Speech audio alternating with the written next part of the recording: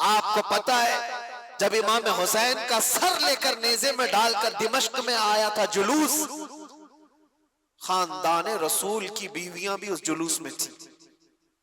امام حسین کی بیویاں، امام حسین کی بہن، امام حسین کی بیٹی، سب اس جلوس میں قیدی بنا کر کے یزید کے دربار میں لے جائے جا رہے تھے. ایک واقعہ بتاتا ہوں. جب دمشق پہنچا یہ جلوس، نیزے پر امام حسین کا سر ہے اور آگے لے کر چلا جا رہا ہے قافلہ، اور ساتھ میں عورتیں بھی ہیں. دمشق میں پورا مجمع ٹوٹ پڑا تھا یہ منظر دیکھنے کے کہ کربلا سے لٹا ہوا قافلہ آیا ہے، اور ان کو دیکھنے کے لیے سارے لوگ مجمع کے بڑی تعداد میں گلیوں میں کھڑے تھے. اب سوچو، جس کا تماشا دیکھنے کے لیے پورا شہر کھڑا ہو، اس کے سامنے سے گزرنا ہے. اس مجمع کے بیچ میں ایک بوڑھے صحابی تھے، رسول اللہ صلی اللہ علیہ وسلم کے صحابی. وہ دیکھ کر کے رونے لگ گئے کہ کیا منظر ہے، میں نے اس سر کو دیکھا تھا، یہ سر وہی ہے جس کو رسول اللہ بوسہ دیا کرتے تھے. میرے آقا اپنی زبان ان کے منہ میں دیتے تھے، امام حسین کو اپنا لعاب چساتے تھے.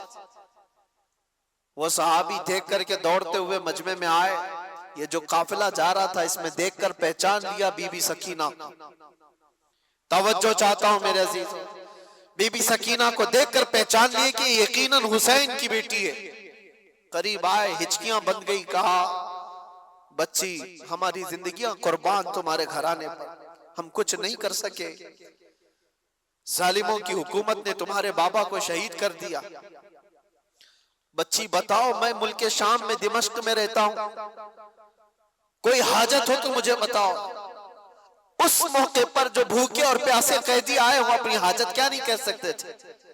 آپ نانا جان کے صحابی ہیں. سکینہ نے پوچھا، انہوں نے کہا ہاں بیٹی میں رسول اللہ کا غلام صحابی، کچھ حاجت ہو تو بتاؤ. بی بی سکینہ نے کیا حاجت مانگی تھی وہ میں میسج دینا چاہتا ہوں. کہا کہ اے میرے نانا جان کے صحابی، یہ میرے بابا کا جو سر نیزے پر لے جایا جا رہا ہے، اس سر کو تھوڑا آگے بڑھا دیا جائے، آگے لے کر کے جائیں.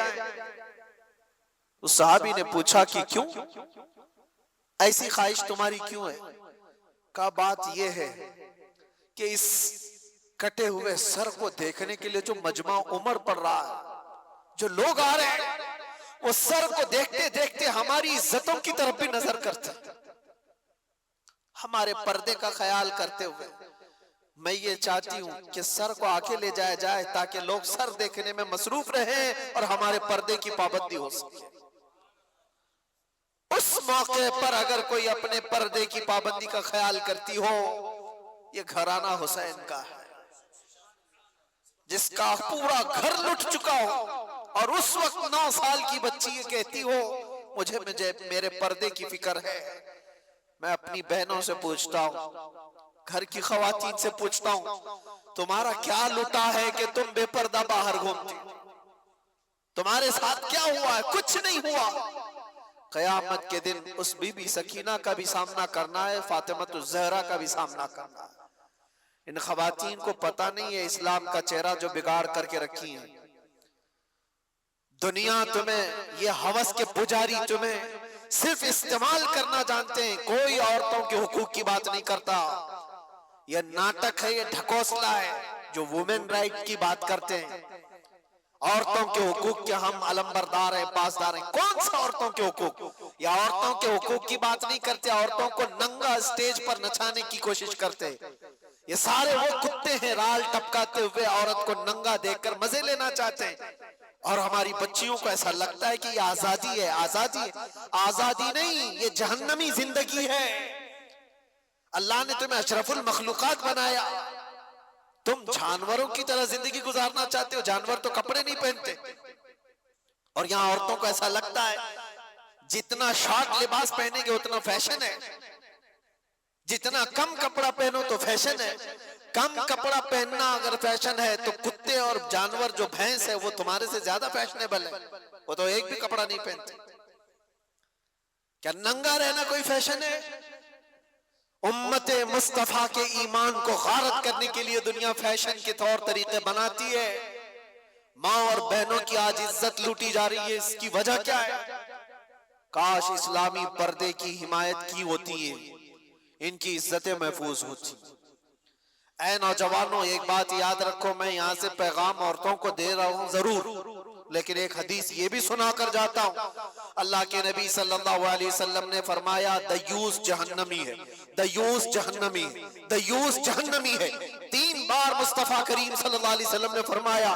तो सहाबा ने पूछा, या रसूल अल्लाह, कौन है दयूस? मेरे आका ने फरमाया, वो मर्द जहन्नम में जाएगा जिसकी औरत बेपर्दा बाहर घूमती है। तो मर्द के लिए हुजूर ने फरमाया, मर्द जो अपनी औरत को बेपर्दा बाहर घुमाता है वो जहन्नम में जाएगा। तो जो बेपर्दा औरत है उसका अजाब क्या होगा? इमाम आली मकाम का घराना वो नहीं है जो अपने घराने को बनाए हुए हो। दास्ताने करबला सुनना है तो पैगाम करबला भी सुनो। सिर्फ कत्ल हो गए, कट गए, मारे गए, शहीद हो गए, ये सिर्फ और सिर्फ करबला के मैदान का पैगाम नहीं है। पैगाम करबला हकीकत में ये है कि चाहे हमारा सब कुछ लुट जाए, दामने मुस्तफा पर कोई उंगली उठा ना सके। आज हजारों उंगलियां तुम्हारी तरफ क्यों उठ रही हैं? तुम नशा करते हो, तुम शराब पी रहे हो, तुम चरस गांजे न जाने क्या क्या चीजें करो, उंगलियां तुम्हारी तरफ उठाई जा रही। ये ऐसा करते, ये ऐसा करते, ये ऐसा करते, दर हकीकत तुम्हारी तरफ ये उंगलियां नहीं है, तुम्हारी निस्बत रसूलुल्लाह से कम इस बात का ख्याल करते कि दुनिया मेरी तरफ उंगली उठाकर कहीं हुजूर को तो नहीं गाली दे रही। आज नबी पाक सल्लल्लाहु ताला अलैहि वसल्लम तक जो ये जालिम उंगलियां उठ रही हैं, उसकी वजह कुछ अमाल है, बुरे अमाल है। तौबा करो। मेरे मुस्तफा करीम सल्लल्लाहु अलैहि वसल्लम जिस तरह तुम्हें देखना पसंद करते थे वैसे बन जाओ, बस ये जिंदगी है। जिंदगी ये नहीं है किसी की किसी के लिए, जिंदगी है नबी की नबी के लिए। ना समझ मरते हैं जिंदगी के लिए, जीना मरना है सब कुछ नबी के लिए। बस इस पैगाम के साथ अपनी जिंदगियों में तब्दीलियां लाओ। ए जवान, तब्दीलियां लाओ। आज से तकरीबन 100 साल पहले की बात है।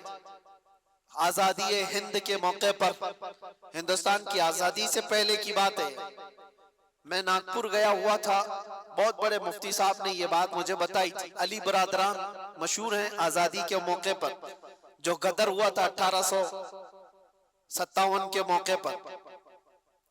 उस वक्त भी बहुत सारे मामलात पेश आए थे। अली बरादरान 2 मौलाना लोग, उन्होंने एक पैगाम दिया था 5 से 15 मिनट के लिए। नागपुर स्टेशन पर बहुत सारे मुसलमानों का मजमा आया और उनसे पूछा कि आज के हालात में क्या करना चाहिए। उन्होंने सिर्फ 2 जुमलों में कहा था, मैं कोट कर रहा हूं सिर्फ इस बात को इसे लिए कि हकीकत है ये, कहा कि कुछ नहीं, सबको टोपी और दाढ़ी कंटिन्यू पहनना चाहिए। टोपी कंटिन्यू पहनो, दाढ़ी कंटिन्यू रखो। कहा इसमें क्या मैसेज है? कहा तुम्हें पता नहीं इसका रौब अल्लाह ताला दिलों पर कैसा रखता है। तुम्हें कुछ करने की जरूरत नहीं, अखलाक रसूल में एक बार मलबूस हो जाओ। मेरे अजीजों, ना तुम्हें तलवार भाले नेज़े उठाने की जरूरत है, ना तुम्हें जंगो जिदाल की जरूरत है। तुम एक बार मुस्तफा करीम सल्लल्लाहु ताला अलैहि वसल्लम की सुन्नतों को अमल में ले आओ, ऐसी ही तुम्हारी चलत फिरत से कितने कीड़े मर जाएंगे। ऐसी तुम्हें अंदाजा भी नहीं है। अल्लाह तबारक व तआला इसका रौब रखा है, चेहरे रसूल का रौब है, दामन इस्लाम का एक रौब है।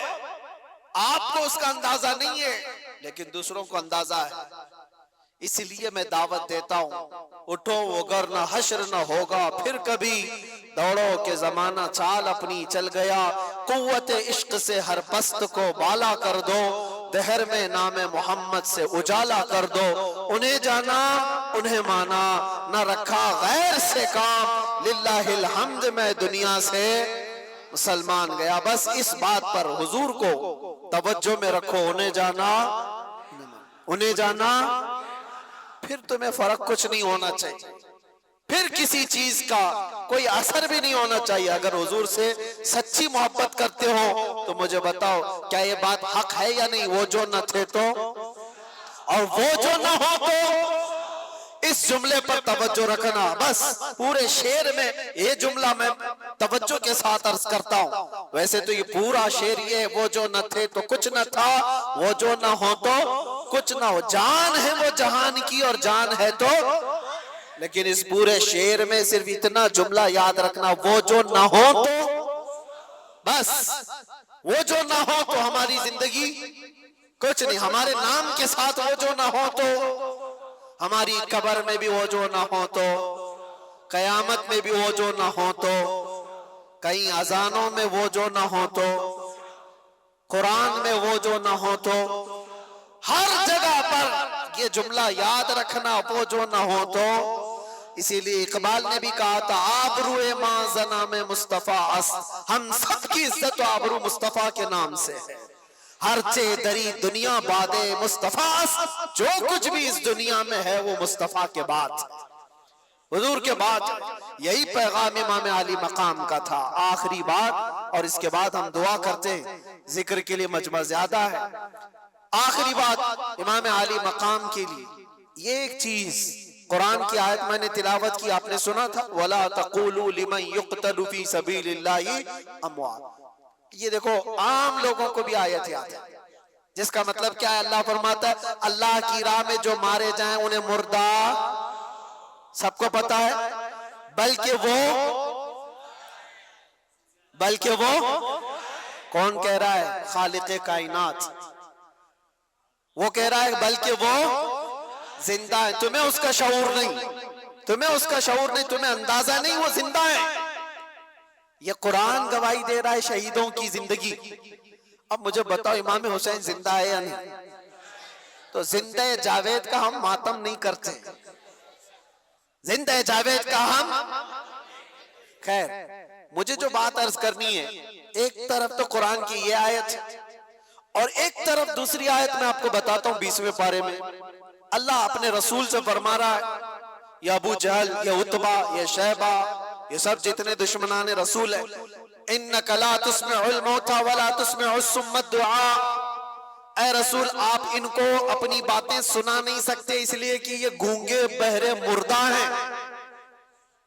اللہ فرما رہا ہے کیا ہے؟ وہ مردہ ہیں. کس کو مردہ کہہ رہا ہے؟ وہ چلتے پھرتے بھی ہیں, کھاتے پیتے بھی ہیں, اٹھتے بیٹھتے بھی ہیں, بات چیت بھی کرتے ہیں. اور قرآن کیا کہہ رہا ہے؟ وہ مردہ ہیں. اور ایک طرف کربلا کے میدان میں آؤ, ہاتھ الگ ہے, پیر الگ ہے, جسم الگ ہے, دھڑ الگ ہے, گردن الگ ہے. قرآن کہتا وہ زندہ ہے. قرآن کیا کہتا ہے؟ اور دوسری جگہ پر تو اللہ نے اور بھی اس سے بلند بات فرمائی, وَلَا تَحْسَبَنَّ الَّذِينَ قُتِلُوا فِي سَبِيلِ اللَّهِ أَمْوَاتًا, بلکہ ان کے مردہ ہونے کا گمان بھی مت کرو. کہنا الگ بات ہے, سوچنا الگ بات ہے. پہلی آیت میں کیا تھا؟ مردہ نہ کہو. دوسری آیت میں اللہ فرماتا ہے مردہ سوچو بھی مت, سوچ میں بھی نہ آئے تمہارے کہ وہ مردہ ہے. اب یہ فلسفہ سمجھ میں آتا ہے, جو چل رہا ہے, پھر رہا ہے, کھا رہا ہے, پی رہا ہے, اللہ فرما رہا ہے وہ مردہ ہے, انہیں کچھ سنا نہیں سکتے آپ. اور جو کٹ کے ٹکڑوں میں بدل گئے, اللہ فرما رہا ہے مردہ سوچنا بھی مت, وہ زندہ ہے. قرآن سے پوچھو پھر زندگی اور موت کہتے کسے؟ زندگی اور موت کیا ہے؟ قرآن کے فلسفے کے اعتبار سے تمہیں یہ جواب ملے گا, صرف اور صرف روح نکل جانے کا نام موت نہیں, اور چلنے پھرنے کا نام بھی زندگی نہیں. چلنے پھرنے کا نام بھی زندگی نہیں, اور روح نکل جانے کا نام بھی موت نہیں. حقیقت میں موت اور حیات کیا ہے؟ سنو قرآن کے فیصلے میں کہ اگر نبی پاک کی دشمنی پال کر بادشاہ کی کرسی پر بھی بیٹھ جائے وہ مردہ ہے, اور نبی کی عزت کا پرچم اٹھا کر 1000 ٹکڑوں میں بھی بدل جائے وہ زندہ ہے. موت و حیات عشق رسول کا نام ہے. موت و حیات ایمان کا نام ہے, ایمان کا نام ہے. موت و حیات ایمان ہو تو پھر اب مرنے کا خوف کیا ہے تم؟ یہ بات اس لیے میں عرض کیا, کربلا کے میدان میں جو شہید ہوئے ان کو مردہ کہہ سکتے ہو؟ نہیں، ایمان پر جن کی موت ہوئی ہے، ظلمن اگر قتل ہوئے ہیں تو اللہ نے ان کی زندگی کی شہادت قرآن میں عطا فرمائی. تو اب مرنے کا ڈر کیوں پالتے ہو؟ اب مرنے کا ڈر کیوں پالتے ہو؟ دو پلس پوائنٹ تمہارے پاس. اگر ظلمن مارے گئے تو شہادت کے بعد ہمیشہ کی زندگی، اور یہ تو ابتدا ہے، مرنے کی ابتدا ہے. اگر ظلمن مارے گئے تو شہادت اور ہمیشہ کی زندگی.